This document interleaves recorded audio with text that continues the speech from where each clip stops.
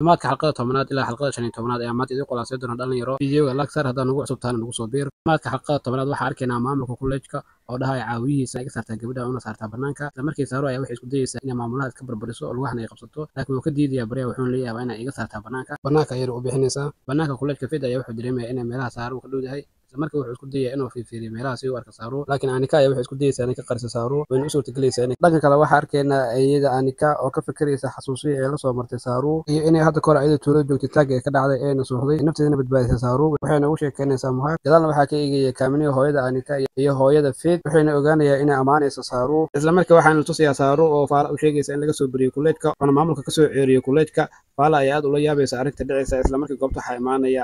Anika oo ku jeesjeesaysa waxayna bilaabaysaa inay okyaalaha ka siibto faala ayaa indheeda wax ka arki weynaysa waxayna sugaysaa inay okyaalaha ka qaato laakiin Anika kor ay gacanteeda u taagaysa saaro ayaa gacanta ka qabanaysa waxayna ka qaadaysaa okyaalaha waxayna gelinaysaa saaxiibteeda faala waxay dhahaysaa bardaba isku dayayna okyaalaheeda ka siibto waxayna ugu cagajugleynaysaa Anika inay ka saarayso kolleejka labadooda bardabana isu soo laabadoona kolleejka Anika waxay bilaabaysaa inay kala tuurto saaro isla markii goobta waxaa imaanaya macallimada iskuulka waxayna meesha ka weysaa saaro iyo faala dhanka kale waxayna tusayaa saaro iyo oo laga soo buriyay kolleejka hawo madow dhex wareegaya laamiyada magaalada Mumbai waxaa ka hor imaanaysa laba nin oo wadato mooto waxayna leeyihiin soo baxana ay seen meel ay seexataan iyo waxa cuntaan faala way yeelaysaa laakiin saaro ayaa ka diidaysa wayna ka tagayaan meesha isla habeenkaas ayagoo laamiga dhex socda waxaa soo weeraraysa koox mootooleey ah waxayna bilaabayaan inay mootooyinkooda ku wareejiyaan mid ka mid ah mootooleeyda wuxuu isku dayayaa inuu mooto ku dhufto laakiin isla markii waxa meesha ka soo baxay Faith wuxuuna mootada ku celinayaa hal lug xariifka mootada dhulka ayuu ku dhacay Faith ayaa soo qaadanaya dhagax meesha yaalo dhabarka ayuu ugu kala jibinaya isla markii nal meesha yaalo ayuu soo fuqsanaya dhabarka ayuu ugu dhufanaya mid ayuu garaacay dhamaantooda markuu soo dhameeyo ayuu u imaanaya saaro iyo faala dhanka kale waxaana tusayaa iyada Anika oo kolleejka ku soo celinaysa saaro iyo faala waxayna leedahay gabdhahan abaalaya waxa ay madaxii ayay meeshan ku dhiganaya marka buri kartid maamulku uu ka yeelaya bannaanka kolleejka waxaa arkaynaa saaro oo macsalaameynaysa iyada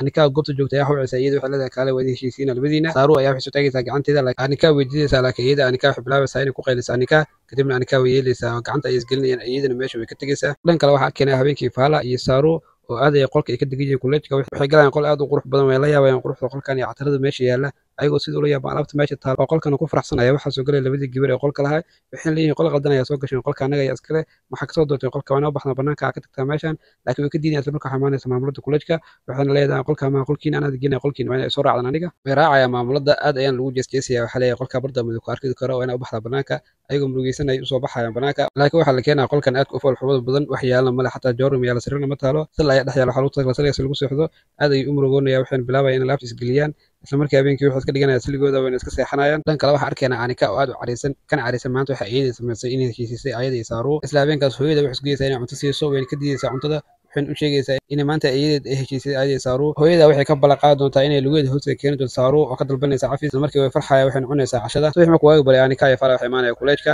ilidka kolleejka ay waxay ku arkayaan dhagaxii caabudayeen waxayna bilaabayaan inay cuud u shidaan quban u dhigaan wayna ka soo tagayaan waxayna soo galayaan gudaha fasalka markay soo galaan waxay arkayaan fasalka ardayda inuu iska baashaalayso oo arday walba kala baashaalayo oo waxba aan aqriyin way soo fadhiisaan laakiin ardayda ayaa aad uga camiranayso waxayna bilaabayaan inay miis ku sawiraan soo xusta dhaqanka tuulada laakiin wiil ayaga gadaal fasalka fadhiyo waa imaanaya ayaga wuxuu leeyahay waxa kiimaatay tuuladaas waxay leeyihiin haa tuuladaas ayaa kiimaana waxaana ku tuulo dhan kale waxaa kolleejka soo galaysa Anika iyo saaxiibadeed waxayna arkayaan dhagaxan oo ayaal qumba waxay leeyihiin saaro ayaa imaatay waa ognahay fasalka ay noo horeysaa fasalka ayuu ugu imaanaya saaro iyo faala oo fadhiya fasalka oo miiska wax ku haleeyay waxayna bilaabaysaa inay ku jeesjeesto ubax ayay soo qaadaysaa wayna ku tuuraysaa ayadoo ku jeesjeesayso waxayna bilaabaysaa inay kursi gadaal ee fasalka fadhiisato aad ayayna ugu camirnayaan ayada iyo saaxiibada saaro iyo faala saaro ayaa istaagaysaa waxayna tagaysaa Anika waxayna fadhiisanaysaa kursiga Anika ay aad ugu naxaysaa saaro ficilkeeda isla markii saaro ay ka soo laabanaysaa oo ka soo kacaysaa kursiga waxayna imaanaysaa kursigeeda Anika waxay u cayaysaa saaxiibkeeda kolleejka waxay leedahay ima waxa isbita macallin saaxiibkeeda ayaa imaanaya wuxuu leeyahay arday leeyahay saakay ayada ayaan u camirayso istaagaysaa waxay leedahay macallin waa fiican dhamaantood way fahmayaan ardayda kale waan istaagayaan macallin waa fiicannahay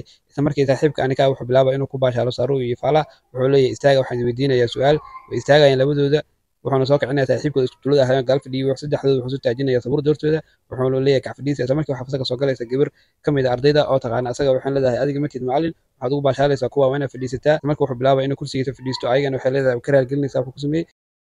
waxa fasalka soo galay Faith oo ka mid ah macallimiinta kolleejka wuxuuna kor imaanaya saaro wuxuuna ugu cayay magaceeda way yaabaysaa qof kolleejkan jooga oo magacaada yaqaan wayna soo xasuusaysaa keesa inuu yahay Faith waxayna soo xasuusaysaa xasuusiyo ku saddex martuulada aayada iyo Faith ayaa wuxuu ka codsanayaa inuu soo istaago sawirada horteeda ayna isbarto ardayda way soo istaagaysaa sawirada horteeda waxayna bilaabaysaa inay Aftelugu ku hadasho in la hadasho ardayda laakiin Anika ay diis waxay leedahay meesha loogama hadlo Aftelugu waa inay ku hadashaa af Ingiriis ama iska fadhiistaa Faith ayaa dhahaya isku day inaad ku hadasho af Ingiriis waxay isdayaysaa inaad af Ingiriis ku hadasho laakiin waxaa ogaanaynaa aniga adiga inaysan aqoonin af Ingiriis way gafaysaa af Ingiriiska wayna ku camiranaya dhammaan Anika iyo saaxiibadeedana ku camiranayo Faith ayaa dhahaya waa inay aamustaan bar dambe qof dambe oo hadli karo ma arkayay waa inay aamustaan isla markii Anika ayaa istaagaysa waxayna leedahay Anika waxaad ugu jeediyaysaa Saaru markii Faith ayaa warkeeda maqlay wuxuu leeyahay istaag waa inaad halgelisaa Saaru Anika aad u cariisanaya waxay halgelinaysaa Saaru wuxuu leeyahay maastaa waa inaad fadhiistaa Anika aad ugu xanaaqaysa Faith Saaru markii halgeliyay Faith ayaa wuxuu leeyahay waa inaad fadhiistaa kursigaaga dhanka kale markii xiisada dhamaato Saaru iyo Faala ayaa waxay u tagayaan Faith qolka cashada ku jira waxay leeyahay soo gali karaan wayna soo galayaan gudaha wuxuu leeyahay soo dhawaada waa inaad ila quraactaan isla markii weydiidayaan laakiin Faala ayaa waxay leedahay aniga ayaa kula quraacanayo Faala ayaa aad u faalinaysa qofka cuntada kaliya waxay leedahay cuntada aad ayuu maanta weligii cuntada kala maan cunin laakiin Saaru oo la yaaban ayaa taan korkeeda waxayna fiirinaysaa amaanta Faala